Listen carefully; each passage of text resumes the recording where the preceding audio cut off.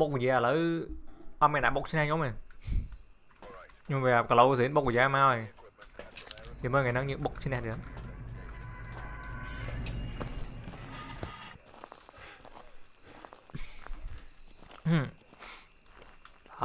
đà mà rồi xe này đã bay xe mà đã bay xe kiểu đây là mấy từ trẻ thế đây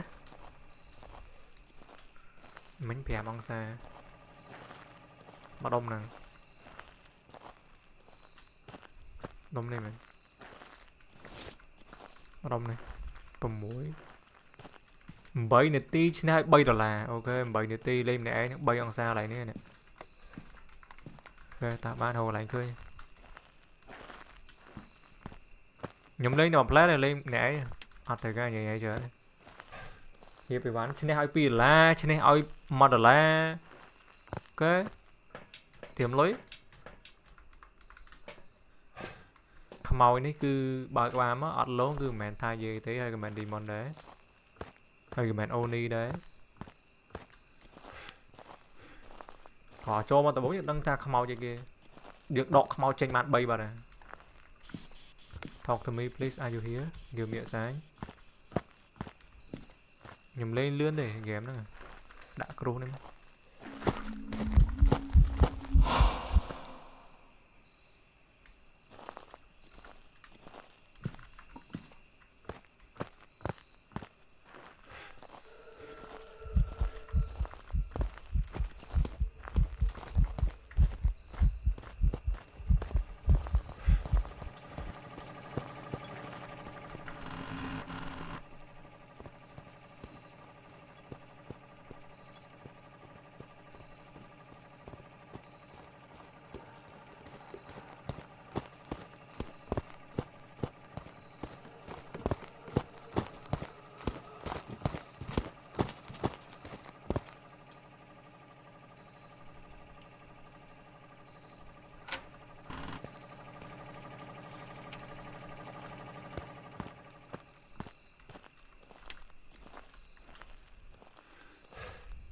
thay dê mình anh vừa làm thay dê cái mồi này thay dê chưa thay dê mấy em cho thầm thêm lối hay đấy thêm lối hay đấy mình cho thầm thay dê cho mất lon vô mà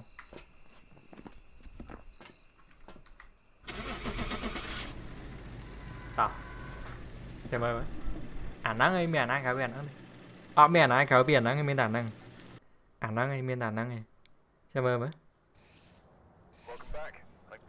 mấy bạn me chỉ đặt chân mấy bạn me chỉ đặt chân bị ai tư ruồi me na chỉ đặt chân cho mà lông vô phim năng cho phim lông phim năng me vì mình đá lấy vì đây là ai tư ruồi chứ ơi cái kia ấy mình sam sẽ bị hạ cái với mình đá đấy game này nhờ ở tâm game đó game mấy họ mà game mấy dương giải cháu là ắt vô game mấy chỉ thua mà đã game ti mũi kia liệt vô dương lên châu game tv bằng dương vô đã cái lấy plư mấy quạt ba đấy dương men mà cho overtime thông đồng cạp xàiตัว$5 bi về đã bot oh my god oh my god oh my god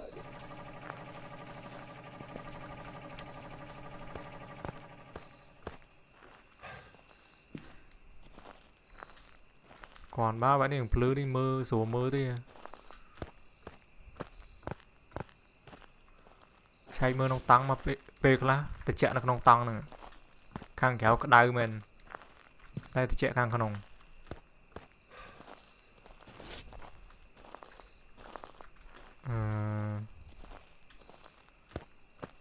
อ๋อในกระดาษanh nhọt món cho cái đá sù lấy nó múc nằm đó tạ bà đấy rồi bắn bà cầm to na lông nhóm á cầm to na lông nhóm ok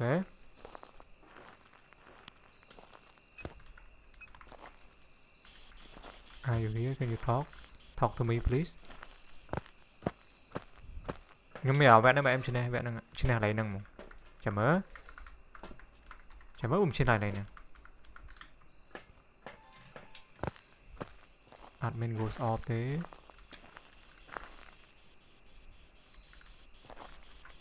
trên này lấy nâng tìm lôi hả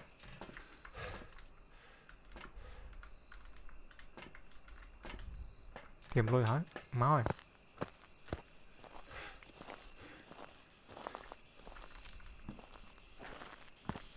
Are you here? Give me a sign. Talk to me, please. Hello, my friend. I'm under the water. Why do you redeem it? Hello? Why do you redeem it? Your crew was it?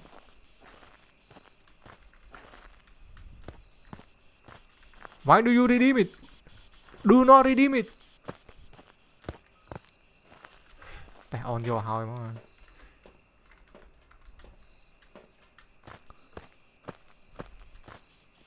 Share đấy, come on đi. Share đấy. Ắt lỗ mà, ngặt trắng này. Come on. Lừa cặp bóng đấy, lừa cặp bóng cục đấy. Ắt đàn trường thế đó. Độ anh ấy chênh muối. Độ anh ấy chênh muối. Độ anh ấy chênh muối. Trời lừa cặp bóng cục nhảy nhảy mà. Ok nhảy. Plom tiến. Không mau ní miền này kìa miền phèn tom po được gái on vô mẹn on vô thế không mau ní gì chớn ai vô kháy trời vậy đó không mau ní ai mé ai chả làm anh mẹ ai twin á đá cục cặp bóng phím mà bây giờ cặp bóng đá và cục cặp bóng à ai được twin nữa vậy miền điều trên miền gà lu miền po được gái cái nó ní tiết ok trên này bị là tả tìm lỗi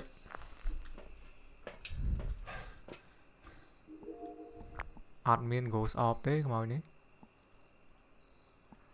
ok ai vô khay á nữa không mau nhé mày nhóm chăm mơ phantom chăm tay phantom mùi đại nhắn dù ti tế điều trên dù ti tế đừng mình biết đừng ọt ấy bữa đợt phí nó đắng đợt phí nè ọt bà cót số với anh gì mẹ nè đợt phí nữa nè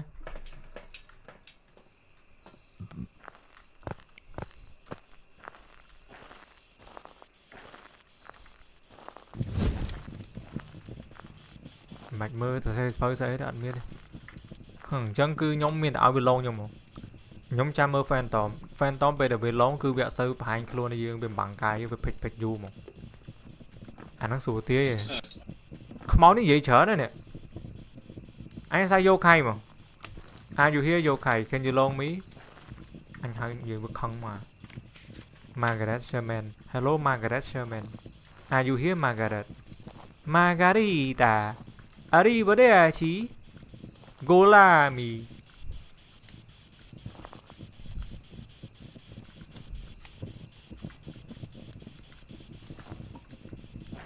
are you here are you here are you here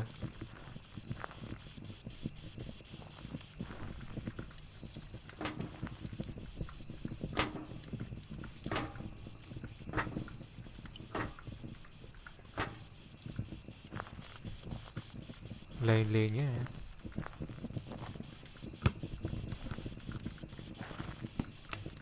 mời mà anh đại bọn này lên mà lấy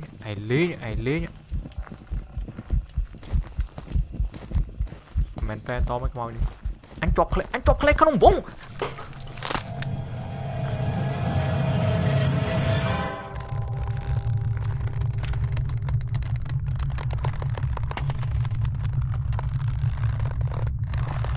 The twin.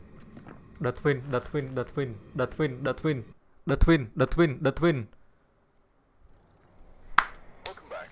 There's some jobs ready for you.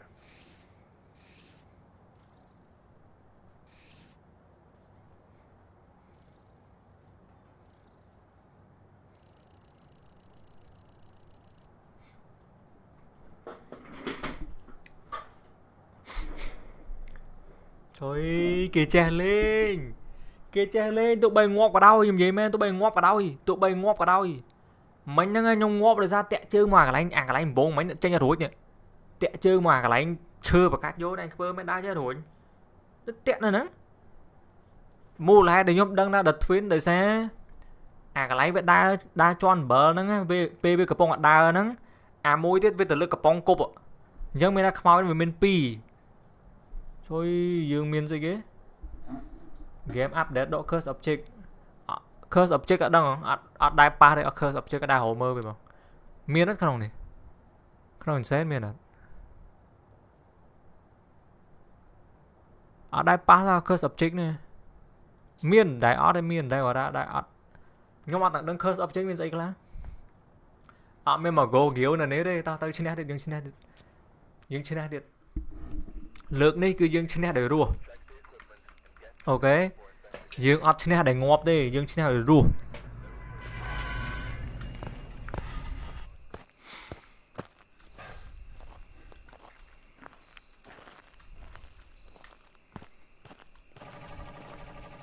anh lên ba đà vẽ thì chẹn là hốt đấy môi phèm và môi ơi thì chẹn cũng lấy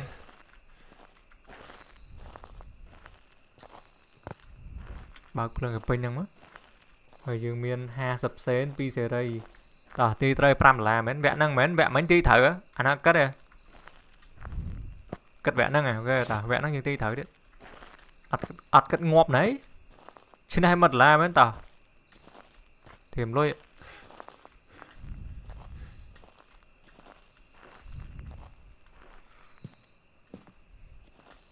ngồi lại thì chợt cười cho vậy anh cười mất đấy ok bro ok cúp là bón là lấy đi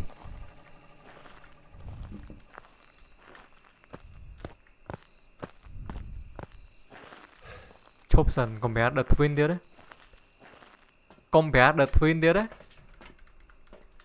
anh sang sai anh sang sai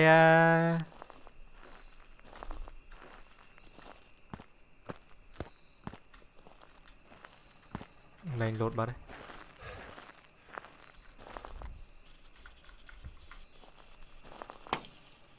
chói lột lường cạch vô có mấy mến là năng đấy có mấy lấy đi mến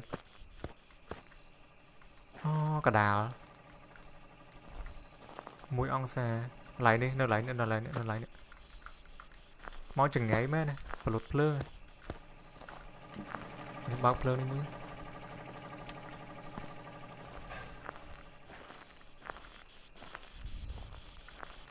một bọc côn mong à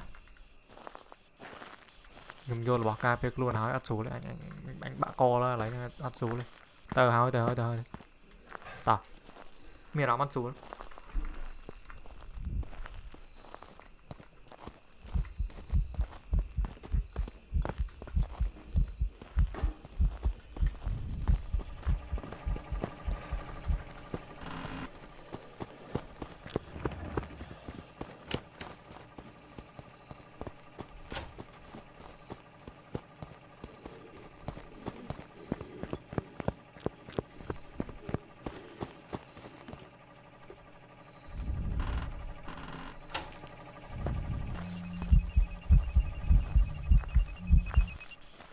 chốt dần không ao cái dương cho cái đào lươn này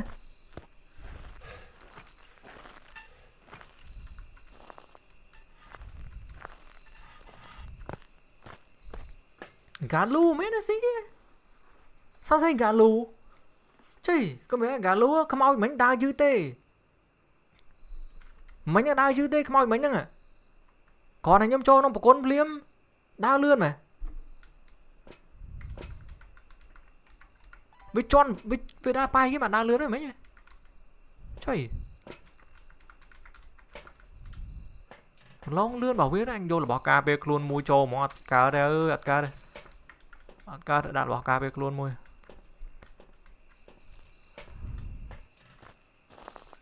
cái đá tao nào đây mơ ghost off nữa không moi mấy tranh bị bọc côn màu mà ăn thế này ghost off trách bất phường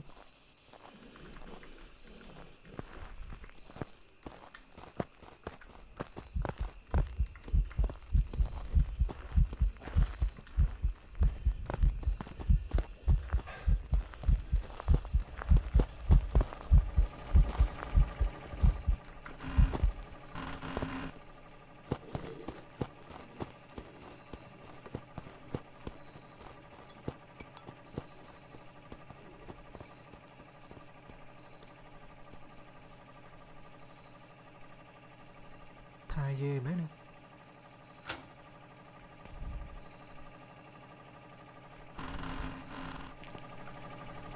Thay dê mấy này. Còn bé thay dê màu đi. Đa lương còn bao viết. Long tới lời mới long tới lời mới tại nhóm đa cho mà sáng long á. Bữa cho mà sáng đến long mẹ đi mòn. Bắt thằng 5p cái pong mà. Không nói chứ vậy. À toàn mang nằm rói môi bóng, bà cát vô lông lông mày. Đấy pênh chứ đây.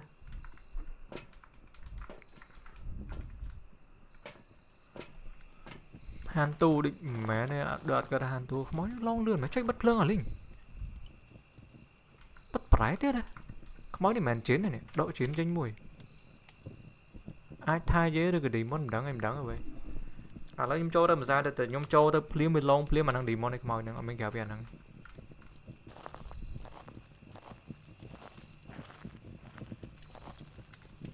Anh sao sai bất phải vậy. Demon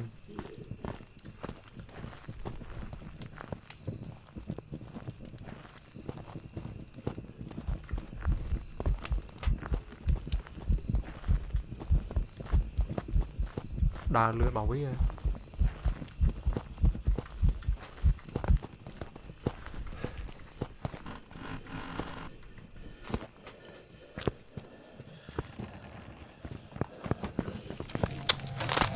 tục bia trời ma ơi Demon ơi Demon ơi Demon ơi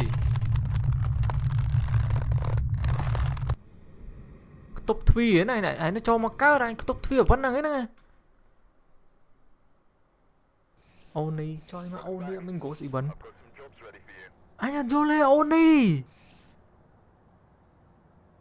Oni cay mày mình bán Oni cay mày anh đang với cua tụi mình có gì vấn nè Oni cay mày anh chưa đấy anh tổng khơi lược tìm mùi đấy Oni này chỉ đặc trần thế à trời ấy cái giá hai mấy Oni nè ở dưới miền mặt là Pi Mustafa chắp bát ra pram là anh bát ra ơi pram lá tới bát ra không máu chở đứt cua thế mà giờ ở dưới miền một phay pram bị hình đã vẽ tôi nó đã đâu vẽ đã vẽ điểm đó Spiderman anh ơi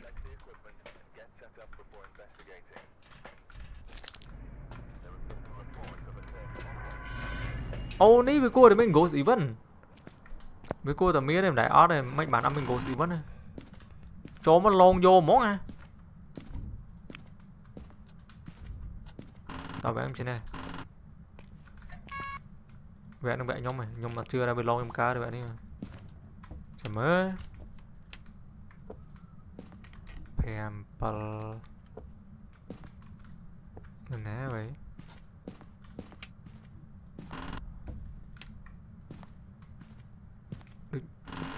trời bất lượng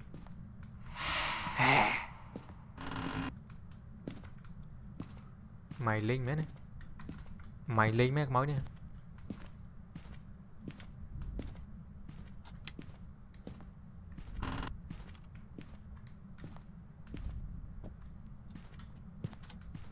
mày linh chưa đặc nguyên dân này người thư giờ này hè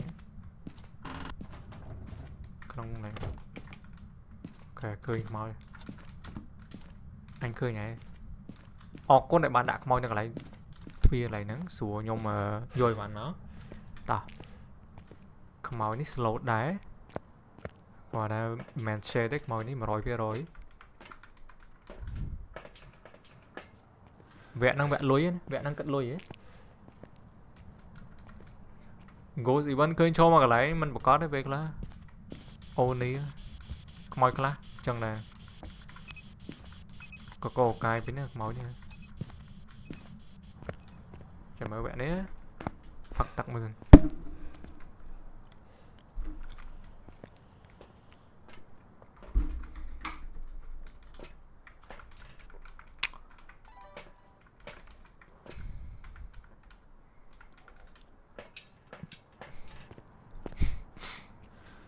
ta vẽ này cứ cru máng chột chạy đai được tế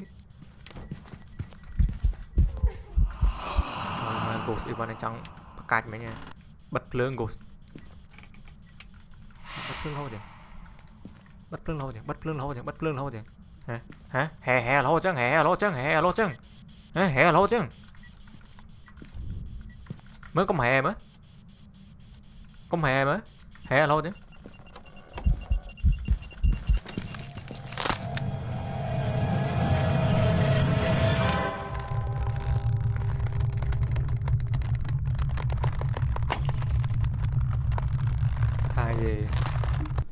thay gì ô bà kê mình có mẹ ô bà kê á đứt phí Welcome back. I've got some jobs ready for you.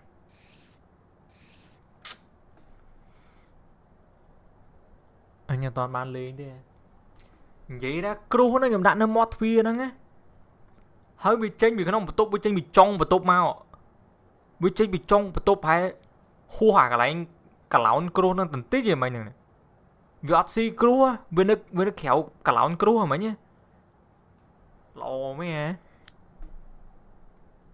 thôi anh cơ mà như mấy đáp pi rotten á anh đang ngóp lại đâu ghè mình mới anh đang ngóp giá đâu ghè mà đã bị ăn được đò co không mau ngày nét con này một nhóm à không mau ngày nét ba đấy ơi không mau lúc hối mau vẽ đi trô ngóp mà à không mau thử cái rồi với ca chứ anh chưa như mình một phay pram bị xâm ôn họ đón với đại cái đó thằng nó ngày kia dừng lên trăm pa ngay mau tránh nha gì kia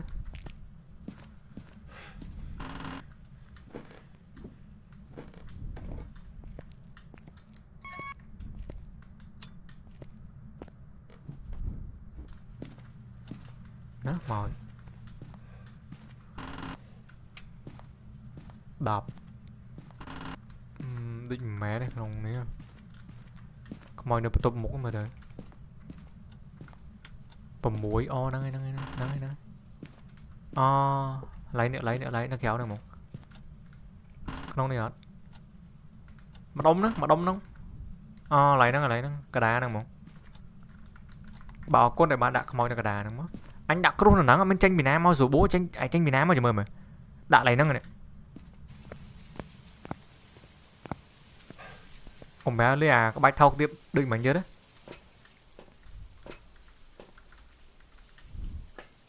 sơ đã có pi đấy nữa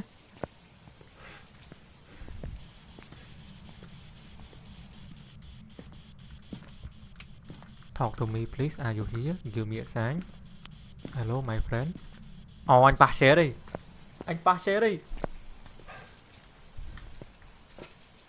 ngặt chân ơi nhung lên pass xe thôi cái màu nữa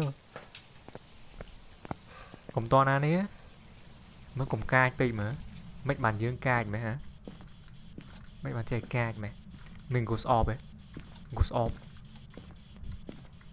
mình goes off ấy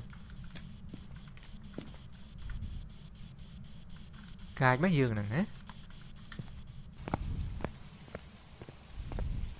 ta ở dưới bên Matala bị banh sạ đà mau nhưng mà châu cài chơi mấy nói tại ván những group á đấy phần năng lên ba này ạt phật thằng nam đi cái ao không luôn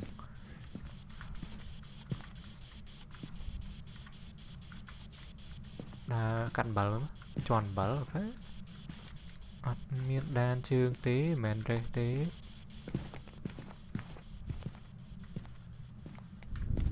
ta đà mau nhung thưa ca play lên mấy cái mới dứt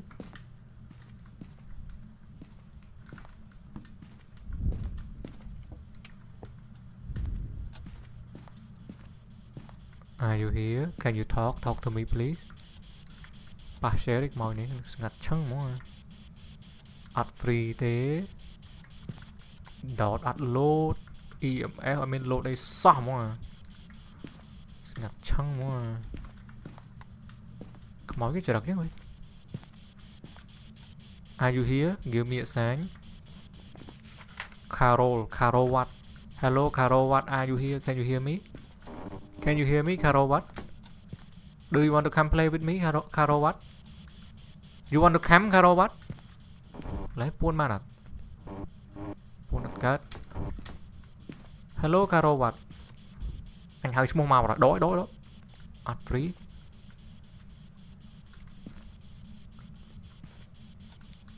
Freezing mình mà. À đã freezing mình mà. Can you freeze? Can you freeze? Ngặt chứ ngặt máu nè. Anh sao shade mấy nè ơi, anh thử sao? Can you freeze? Give me a sign. Are you here? Trời. Con bé là gồ vô dương mưa việc con đỏ đặt khơi nhé. Nên mà gồ vô giờ này cái pa là báo đây, có món đặt pa hay sao mà? Mình có sao vậy? Trời chùm lấy mẹ. Đã tiên với plum rồi.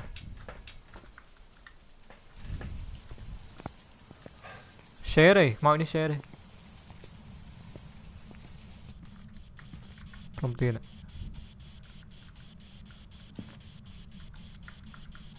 Chà mơ im em mà.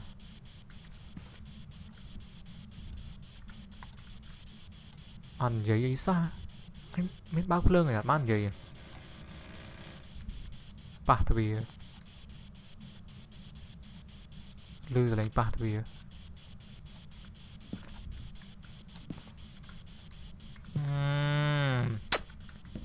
plum tia đây, anh lang lan đó, anh lang lan đã set mưa đấy.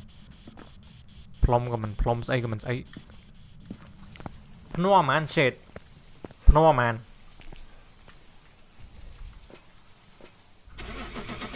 Cảm ơn.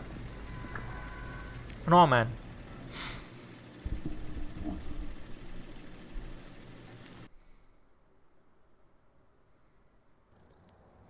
Welcome back.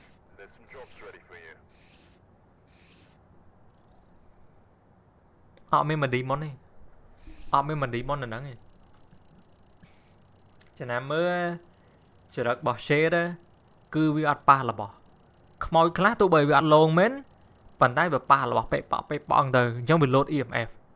Mọi bánh cứ ngặt bóng EMF load ta EMF load thôi. Cứ xe đây.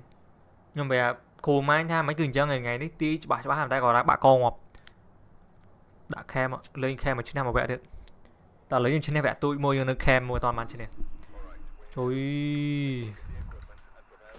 Siêu vô cru chó đã ập dấu cho cru nó vô này cho quá. Cái phép ra mình curse object. Lưu dùm lấy curse object miền. Đà mau như mình 8p pi dập bật. Wow, lấy hồng xối được 8p được, ok.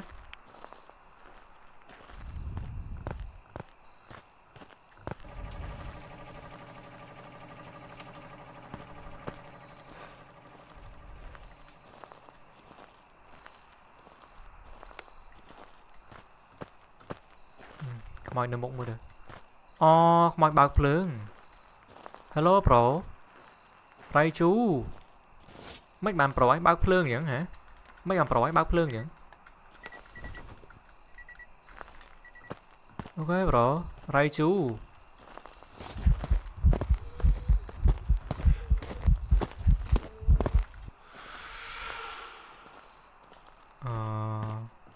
Trên này hạt ngoi mật là ta.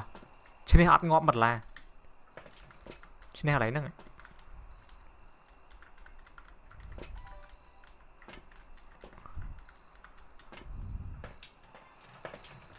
Chứ ta đầy chù gì mà. Bao lớn thế mày, bao lớn. Bao lớn thế này, bao lớn thế.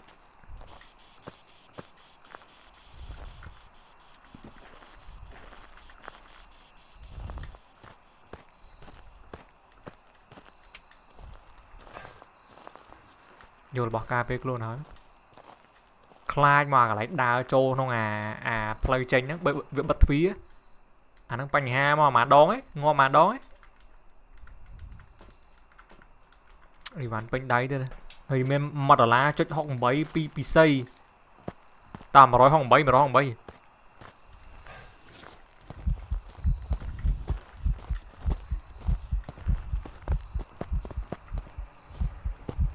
Khmoi long phải trời mà chết nó khmoi long bất phi á. Ghost event là hố chứ. Only man.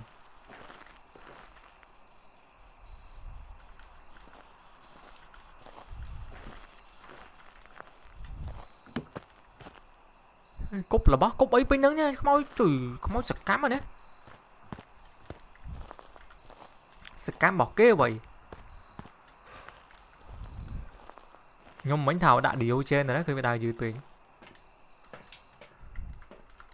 Lấy dương vô event. Tech môi bà mà. Mì đó khói đừng cài để luôn là hốt rồi. Đây gọi ra to ăn rồi muối môi. Luôn là chụp xa. Cúp là bó. Ghost event. Give me a sign. Are you here? Talk to me please. Freezing rồi. Talk to me please. Phần muối nữa.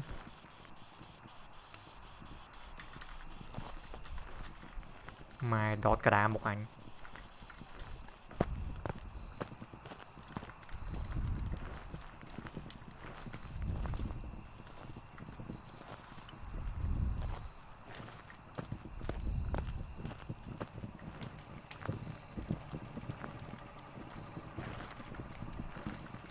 Mày coi lâu. Ta on up tay không mau đâm bằng tay không mau. Diogen go vô Oni không mau anh Oni. Men thay dê thế. Miền ô bamboo bản chi Raichu anh Raichu đấy màu gì. Mày làm cái Raichu mấy máu này. Bật phướng không mau từng ó đó mày hả chứ bật phướng mày Raichu này. Raichu ơi. Chăm mơ. Nhom mơ sao nhom khai đi nhom khai Phantom. Rồi còn Diogen. Bờ gỗ vô đằng on ấy gỗ vô để ra bài luôn đó đã dương cương chứ. Dù đấy đắng cái dù đấy. Đấy mẹ rắm đây Raichu khăng mà. Màu những máu nó kênh đa cắt đỏ rồi nó kìa.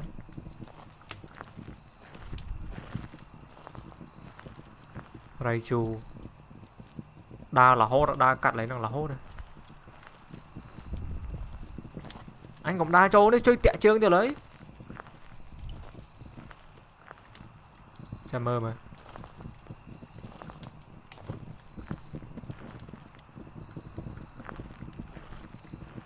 Cho mình thấy Ghost event chớn với ăn lông slow đấy mồi những slow kháng. Ăn lông xa. Ăn lông xa mà mưa. Trời. Mày chết à? Mình bảo với ăn lông. Are you here? Give us a sign. Can you hand me? Can you hand me?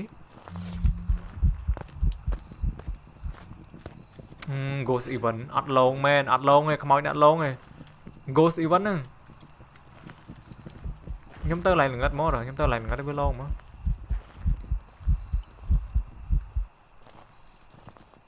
Can you hand me please? Are you here? Give me a sign. Lương mà. Chỗ nào lại là ngất.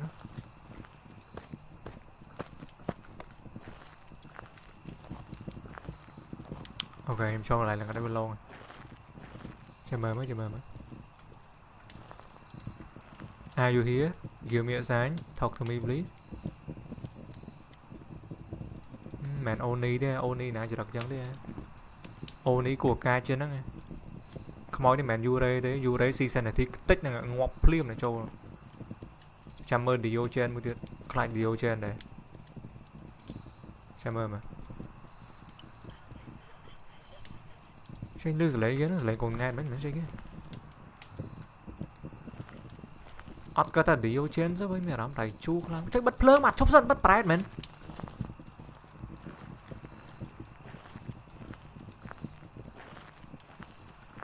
Ô, men Raichu ơi.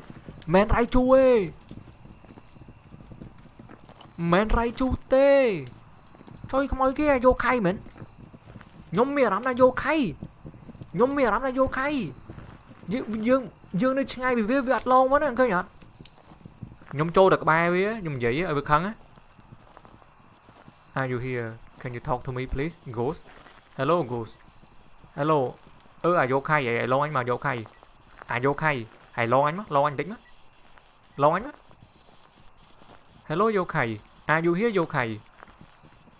Bla bla bla blue blue blue blue blue lingangu ligu li vacha lingangu li vacha lingangu cười hết cười cô boss này đây nè lingangu li vacha lingangu rồi ăn lâu đấy anh ạ. Anh nhận đang coi ấy đấy đá cắt là hốt nữa lâu à mẹ vô kháy mà đấy bởi vô kháy với cuộc khăn lon dữ. Hello, are you here?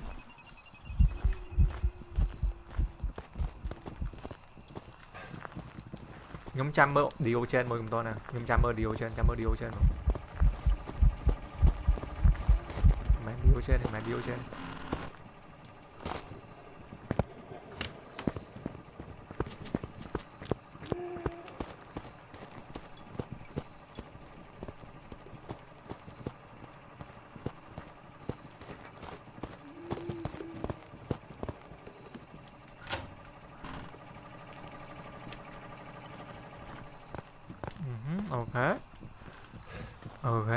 Ok. Xong sai vô khay cái màu này à. Chả mới vô khay á. Mẹ làm là nắng này. Fan Tom đỉnh mẹ này, mẹ fan Tom cái màu này mẹ ôm ẩm bột cạch vô này. Đi ô trên con này. Miền pi chùm rơ miền pi tim mỗi cứ bản si một vô khay. Tao dương oi bạc cọt mỏng á. Nhóm trâu đâu mà ra thì phần tái nhóm trâu được đạp sẵn lên với cái lối xe tại vì xe cứ bán trí đó nhóm chăm sẽ đạp với xe mấy bên trên sầm niên mà mặt mà xe mà qua rồi mà đặt mà qua rồi mà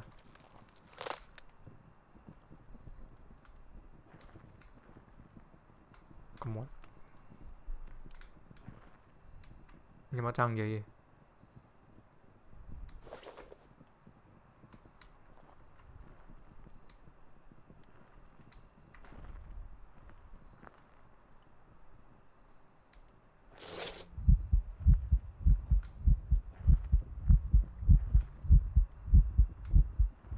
vậy đó không mối bạn si đó á đừng sẽ lấy bây giờ wow với đó sẽ lấy sound effect sẽ lấy sound effect tâm tình là 7 khối nè sẽ lấy wow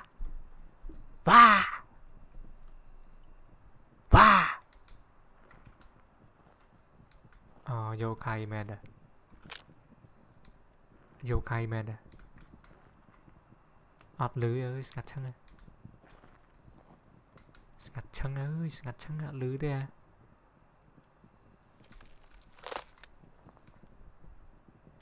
ọt lưới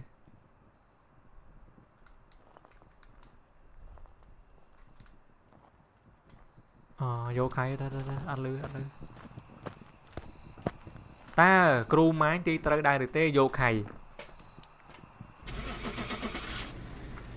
crew máy đi tới đây được tê vô khay chà mơ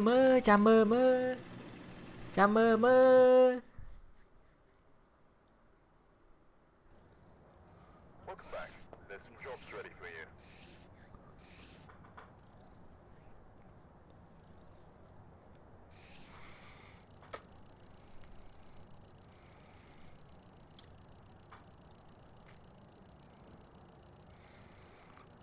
Wow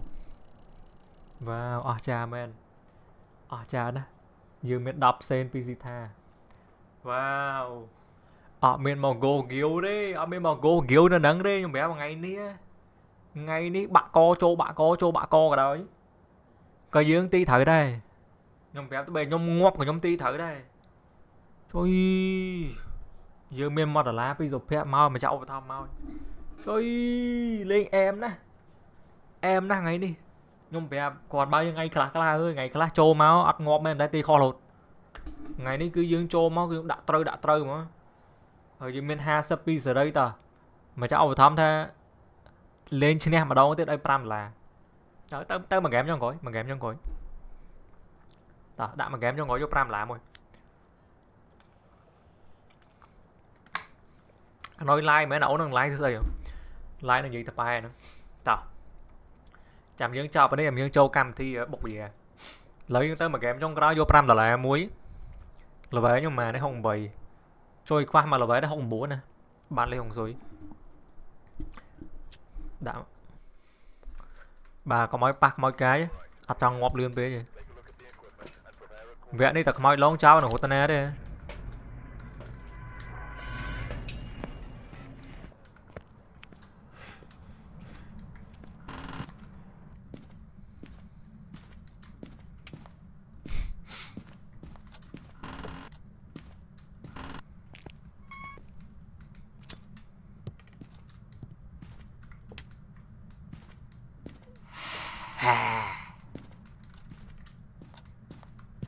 mày linh mến chứ nó mày linh mến hả chỗ nó xài hè đó hả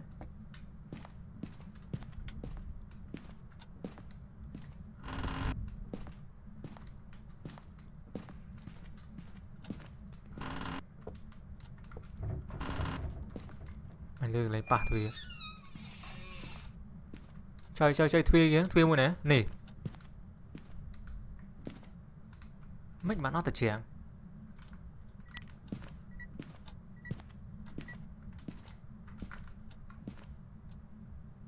mấy bạn nó thật chèn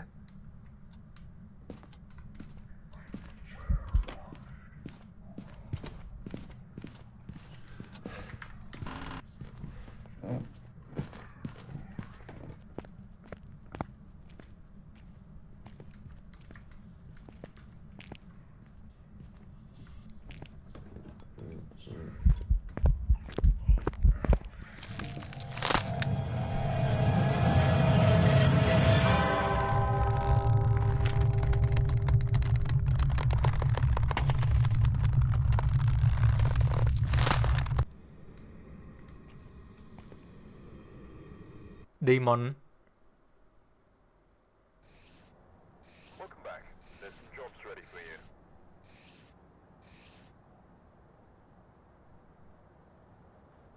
Onjo trời Onjo cai mà ôi gì đó không nhà đi cai mà pram là mấy bạn Onjo gì được chứ trời anh